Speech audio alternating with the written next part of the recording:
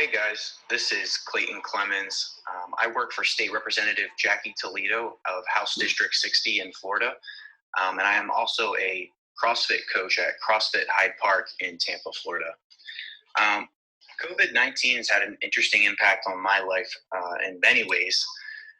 I was in Tallahassee during kind of the first initial reports of COVID-19.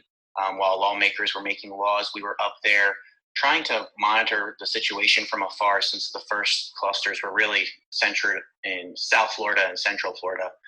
But towards the end of session, it became much more serious. There were implications to the budget that are going to have to be addressed in the coming months. And then session ended abruptly. Everybody was sent home, back to their districts. Mine in Tampa is under a safer at home order, so I went home to essentially be locked down. But I'm also a coach at a CrossFit gym.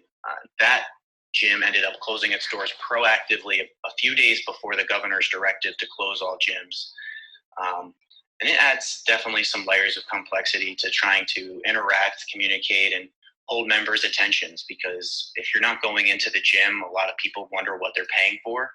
But one thing we need to consider is, maybe myself, I don't lose my job, but the person who's walking your friend's dogs, the hairdressers, the babysitters, they are losing their jobs. So it's important that if you can keep supporting them, you do so.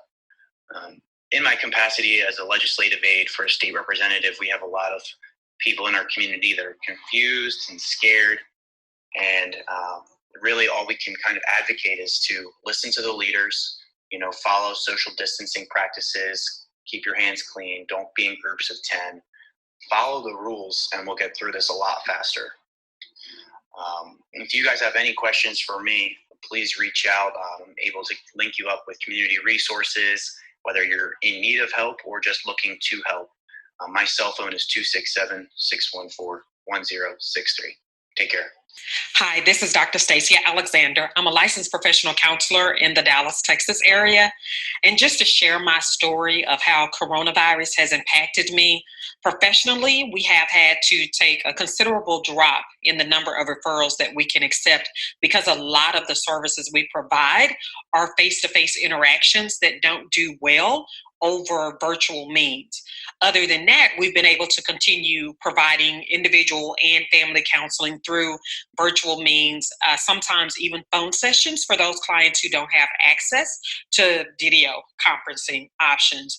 But on a personal level, coronavirus impacted our family, not because someone actually developed symptoms of the virus, but because one of our dear family members passed during this pandemic, which significantly impacted how we were able to grieve. And so if you think about families coming together and celebrating the life of someone and not being able to do that for such a significant person in my life, it kind of made me take a step back and say what's really important. So I thought that we would have to, do all of this planning and have people flying in and think about the arrangements and time constraints and everything. But when it all boiled down to it, my grandmother, very dear to my heart, passed on the night of her 88th birthday, peacefully in her sleep, which we could not have asked for anything more in terms of transitioning to her life after. But what really set home was that the family members who were in California on the West Coast and those who were up north, they were not able to travel to pay their respects to their grandmother like we were. And so we kind of had to deal with that. But the other thing that I really had to absorb is that nobody wants to think about, is this family member contagious, when you reach out to hug and console them at the actual funeral service. And no one really wants to sit in their car and watch someone that they love grieve a lost family member, as we had to do in the cold and rain last Friday. And then certainly nobody wants to sit down and address dozens of envelopes to prepare to send the actual program for the obituary to the loved ones who weren't able to travel in for the services. So a lot of things were different for us during this grieving period. And I'm just wondering if the people that were not here will have the closure that's necessary when you lose someone so dear.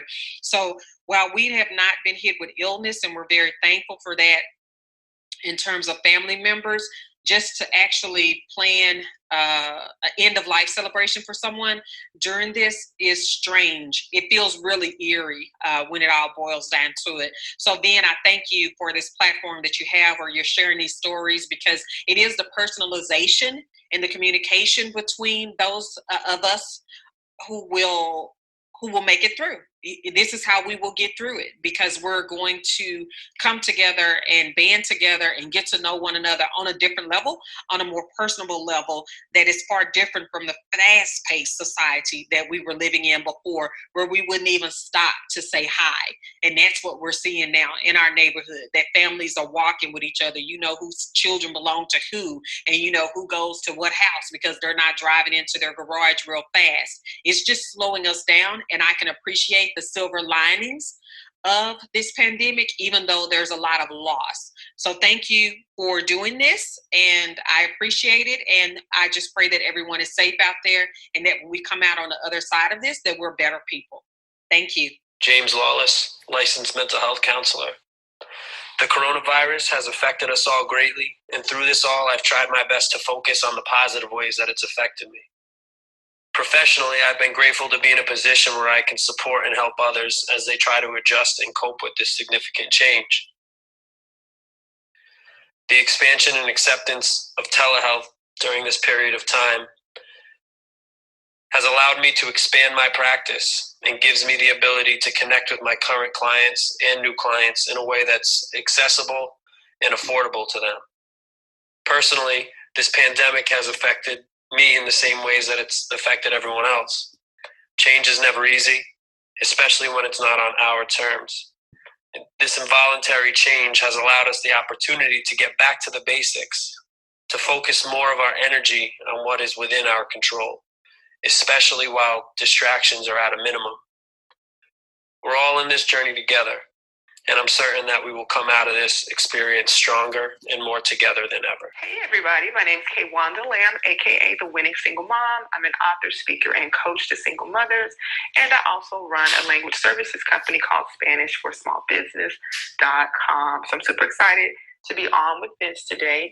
He said, how has Corona affected you? Well, let's just say that I'm an entrepreneur, a single mom, small business owner, and we have a phrase that says, if you don't kill it, you don't eat. And so I have to find business. I have to, develop business for myself, and then I also deliver the service, right?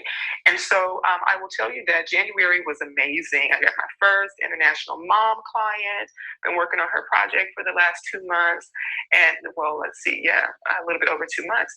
And finishing that project up, was gearing up to go gather more clients like that. And then this happened. And then in the Spanish business, I had some local contracts I was getting ready to sign, some amazing opportunities that came in, as well as promoting my virtual course to teach people Spanish for small business. And with this happening, everybody froze up. They started pulling back and saying, hey, let's wait and kind of see how this goes. Everybody started freaking out. I started freaking out. And then after a couple of days, I said, okay, I can't do this. I'm a Christian, so I had to rely heavily on my faith and just turn my mindset around. And what I realized is that every recession we've had, millionaires have been made. And I don't know about you, but I would like to be one of those millionaires. Does that make sense? So we have to learn how to change the channel of our mind and refocus. We have to focus on what we can do, not on what we can't do. And we have to shift. And so during this season, I've constantly been promoting who I am, what I do, and how I can help people. And I've been getting sales. And recently I created an ebook that teaches anybody who wants to know how to write their first book in a weekend. And I invite you to check it out. God bless you. Use your gifts.